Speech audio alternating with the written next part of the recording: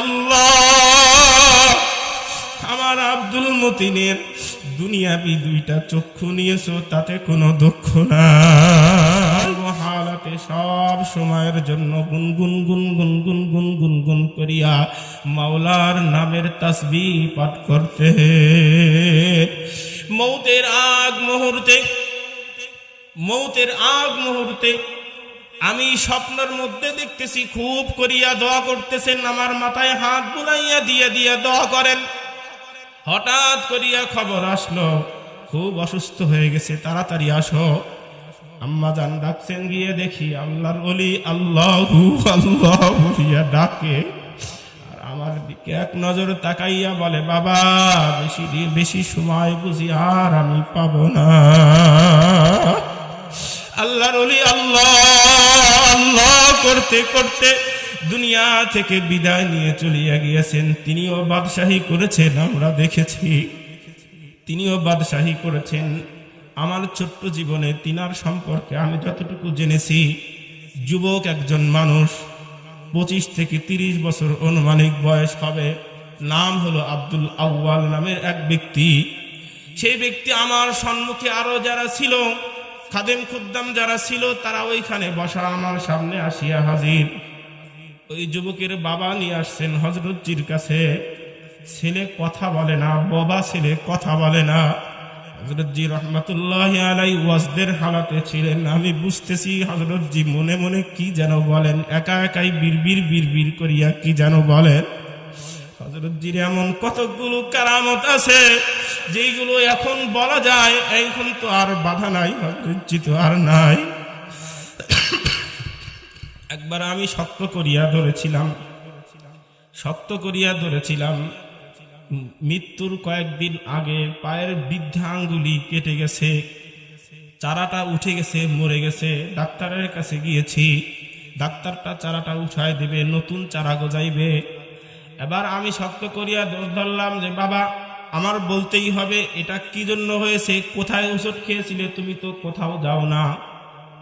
আমি আবার তুমি করে বলতাম, আর হযরতজিকে বললাম বলতেই হবে। এখন আমারে মুস্কি হাসি দিয়া বলে, বাবা তুমি বুঝবা না। আমার মনের মধ্যে আরো সন্দেহ, আমি বুঝবো না, ব্যাপার কি? না বাবা আমার এটা বলতেই হবে, এটা বলতেই হবে। হযরতজি রহমাতুল্লাহি আলাইহি এক পর্যায়ে শক্ত করিয়া ধরলাম, বলতেছেন, বাবা শুনিয়া রাখো, অমুক পাথুরে ভূমিতে আল্লাহর ওলিদের একটা দল, আবদালদের একটা দলের মধ্যে এক ব্যক্তি আরেক ব্যক্তিকে ধাওয়া দিয়ে মারার জন্য, আক্রমণ করার জন্য দৌড়াইতেছিল। আমি রসুলপুরের বাসায় তাকিয়া আল্লাহ তাআলা আমাকে সেই দৃশ্যটা দেখাইতেছিলেন। আল্লাহর ওলিদের কুদরত, আল্লাহর ওলিদের কারামত বুঝা বড় কষ্ট। ও আমার মহাব্বতের ভাইরা, মহাব্বতের বাবাজিরা, আমাকে বুঝান, ওই পাথরের ভূমিতে যখন একজন আরেকজনকে ধাওয়া দেয়, আমিও পিছু নিলাম, সেই শত্রু পক্ষের পিছু নিলাম।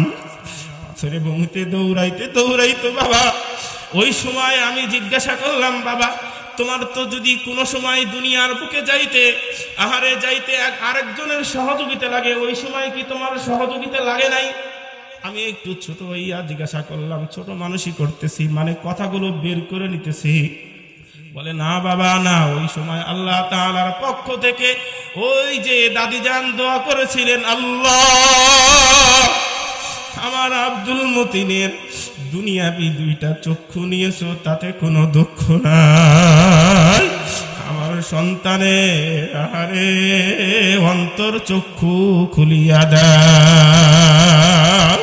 আমি দোয়া করেন বাবা, ওই সময় আমার অন্তর চক্ষু খোলা। আমি দৌড়াইতে হুচুট খায় এক জায়গায় আমার চারাটা একটু নড়া লাগছে। নড়া লাগিয়া ওইখান থেকেই শুরু হয়েছে নষ্ট হওয়া। এই যে আজকে তোমাকে বললাম, তোমার কাছে আমার আবদার, আমার জীবদ্দশায় কোনো সময় তুমি বলবা না, আউলিয়ারা হাসতে কুদরত আজেলা, আউলিয়ারা হাসতে কুদরত আজেলা, তীরে জুস্তা বাজে গারদাত নসেরা। ও আমার মহাব্বতের ভাইরা, মহাব্বতের বাবাজিরা, আমি যেই কথা বলতেছিলাম, হারুনুর রশিদ বাদশার ছেলে, এবার যখন আদেশ দিয়েছে পাখিকে, পাখিরে তুমি যথাস্থানে চলে যাও, সঙ্গে সঙ্গে সেই পাখিটা যথাস্থানে চলে গেলেন। যাওয়ার পরে এবার হারুনুর রশিদ বাদশাহ বলতেছেন, তুমি যদি এই রকম পোশাকে থাকো তাহলে তোমার আমার দরবারে থাকার দরকার নাই, আমার মান সম্মানের ক্ষতি হয়। এবার সুন্দর করে বাবার কাছ থেকে বিদায় নিয়া, আরে এই মজমার মধ্যে কত ব্যক্তি আছে আল্লাহর ওলি, কারো কপালের মধ্যে কিন্তু লেখা নাই কার ডাকটা মাওলা পাক একেবারে বিনা তারের সম্পর্কে সরাসরি, কার ডাকটা আরশে আজিমের দরজায় গিয়ে টন টন টন টন টন টন করিয়া বাজে। এটা কিন্তু বলার ভাষা আমার নাই, বোঝানোও যাবে না।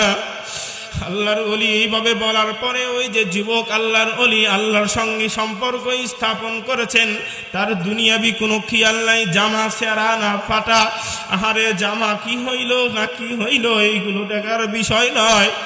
সে দেখে আমার মাসুক মাওলাই খুশি আছে কিনা।